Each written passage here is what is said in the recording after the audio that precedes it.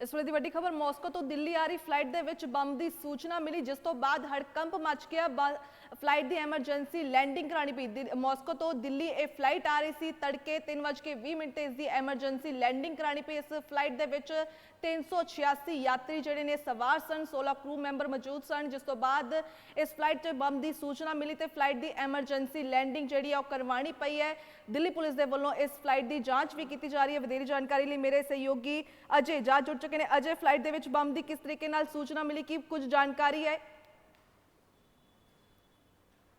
अजय, की कुछ जानकारी है फ्लाइट दे विच बम दी सूचना बारे? देखिए, जो जानकारी मिल रही है उसमें ये कहा जा रहा है कि बीती रात को एक थ्रेट कॉल आया था। जो मास्को से दिल्ली की फ्लाइट थी उसमें बॉम्ब होने की खबर थी और एटीसी को ये जानकारी मिली। उसके बाद इमरजेंसी लैंडिंग बीती रात सुबह 3:20 पे दिल्ली एयरपोर्ट पे उसकी लैंडिंग करवाई गई है। और जो जानकारी मिल रही है दिल्ली पुलिस और एयरपोर्ट अथॉरिटी की तरफ से, वो ये कहा जा रहा है कि जितने भी क्रू मेंबर्स थे उनको और जो पैसेंजर्स थे उन सबको सेफली उतार लिया गया है। और अब पूरी फ्लाइट को इन्वेस्टिगेट किया जा रहा है, उसकी जांच की जा रही है, ये जानकारी मिल रही है। लेकिन ये थ्रेट कॉल बीती रात को आया था। मास्को से दिल्ली की फ्लाइट थी और उसमें बॉम्ब होने की खबर थी। उसके बाद इमरजेंसी लैंडिंग दिल्ली में उस फ्लाइट की उस प्लेन का करवाया गया और जितने भी यात्री थे और जितने भी क्रू मेंबर्स थे उनको सेफली उसमें से डिवोर्ट कर दिया गया है। और अभी फिलहाल उसकी जांच चल रही है और आज दिन में इसके बारे में विस्तृत तौर पर जानकारी दी जाएगी कि क्या था, ये हॉक्स कॉल था, ये झूठा कॉल था या इसके अंदर सही में कोई जानकारी थी। अगर पिछले एक हफ्ते में आप देखें तो दूसरी बार ये घटना हुई है जब किसी फ्लाइट में बॉम्ब होने की खबर या एक थ्रेट जो है सामने आया है। तमाम जानकारी लिए शुक्रिया अजय। तो मास्को तो दिल्ली आ रही फ्लाइट दे विच बम की सूचना मिली, जिस तो बाद हड़कंप मच गया, जिस तो बाद पुलिस के वालों जांच की जा रही है। फ्लाइट की एमरजेंसी लैंडिंग कराई गई।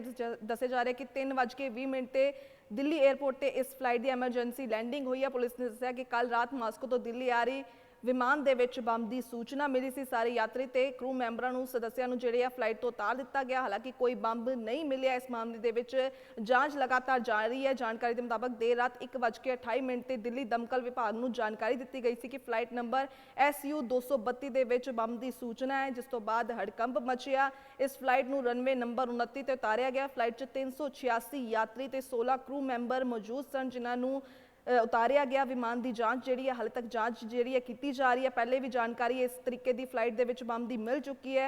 इस तो पहला ईरान तो चीन आ रही जहाज़ के खबर मिली सी कि उस बंब है, जिस तो बाद दहशत फैल गई सी। हालांकि बाद दे विच वो फ्लाइट चीन तो सुरक्षित लैंड कराएगी। जो विमान के विच बंब की जानकारी मिली सी, इस तो बाद यात्री विमान ते पायलट ते दिल्ली ATC के सारे संपर्क करके विमान तो उतारन की अनुमति मंगी गई। तो अज एक बार फिर मास्को तो दिल्ली आ रही फ्लाइट दे विच बंब की खबर मिली, जिस तो बाद हड़कंप मचिया ते देर रात इस फ्लाइट नूं एमरजेंसी जिहड़ी है लैंडिंग करवानी पई। दिल्ली एयरपोर्ट ते इस विमान की एमरजेंसी लैंडिंग हुई है, जिस तो बाद पुलिस के वल्लों जांच की जा रही है। इस फ्लाइट दे विच 386 यात्री ते 16 क्रू मैंबर मौजूद सन। हालांकि किसी ने भी कोई जानी नुकसान नहीं है। सिर्फ खबर सी कि इस दे विच बंब है, किस तरीके का कोई बंब हाले तक नहीं मिलिया। पुलिस के वल्लों लगातार जांच जिहड़ी है वो की जा रही है।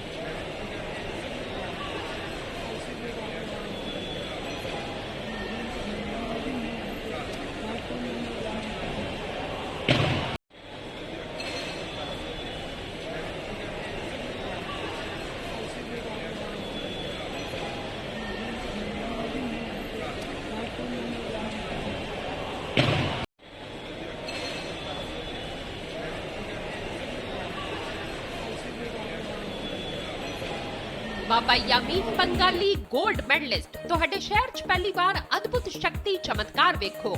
ਦੇਸ਼ ਵਿਦੇਸ਼ 'ਚ ਬੈਠੇ ਸਾਨੂੰ WhatsApp ਤੇ ਵੀ ਕਾਲ ਕਰ ਸਕਦੇ ਨੇ। ਘਰ ਬੈਠੇ 11 ਮਿੰਟਾਂ 'ਚ 101% ਦੀ ਗਾਰੰਟੀ ਨਾਲ ਸਮਾਧਾਨ। ਵਸ਼ੀਕਰਨ ਅਤੇ ਮੁਠਕਰਨੀ ਦੇ ਮਾਹਿਰ ਸਭ ਤੋਂ ਪਹਿਲਾਂ ਕੰਮ ਕਰਨ ਦਾ ਵਾਅਦਾ। ਨੌਕਰੀ, ਪ੍ਰਮੋਸ਼ਨ, ਕਾਰੋਬਾਰ 'ਚ ਪਰੇਸ਼ਾਨੀ, ਘਰ 'ਚ ਝਗੜਾ, ਬਰਕਤ, ਔਲਾਦ ਕਹਿਣੇ ਤੋਂ ਬਾਹਰ ਹੋਣਾ, ਕੋਰਟ ਕੇਸ, ਤਲਾਕ, ਪ੍ਰਾਪਰਟੀ ਡਿਸਪਿਊਟ, ਗੁਪਤ ਰੋਗ, ਪੁਰਾਣਾ ਦਰਦ, ਪਤੀ ਪਤਨੀ ਚੰਬਨ, ਜਾਦੂ ਟੋਣਾ, ਮਨਮੋੜੀ ਵਸ਼ੀਕਰਨ ਕਰਵਾਉਣਾ ਜਾਂ ਤੁੜਵਾਉਣਾ, ਸੌਤਨ ਦੁਸ਼ਮਣ ਤੋਂ ਛੁਟਕਾਰਾ, ਸਦਾ ਲਈ ਰੁੱਸੇ ਨੂੰ ਮਨਾਉਣਾ, ਪਿਆਰ ਮੁਹੱਬਤ। ਬਾਬਾ ਯਾਮੀਨ ਬੰਗਾਲੀ 9643503221। ਬਾਬਾ ਯਾਮੀਨ ਬੰਗਾਲੀ 골ਡ